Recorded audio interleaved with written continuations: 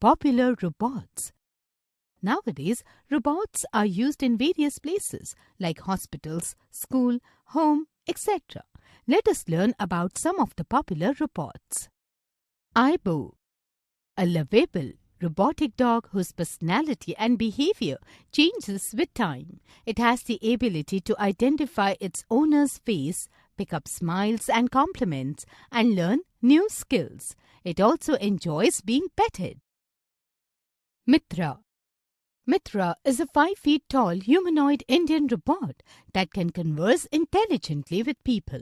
It can speak, recognize faces, and provide relevant guidance. It can also understand many different languages. It can greet customers. 𝐂𝐤𝐬.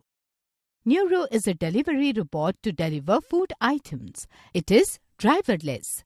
Customers simply need to wait outside for the robot to arrive, enter an access pin to unlock the door, and then retrieve their food. 𝐂𝐤𝐵ear. 𝐂𝐤𝐵ear is a high-tech nursing robot. It looks like a teddy bear. It is used to lift a patient from a bed onto a wheelchair. 𝐶YBERDOG.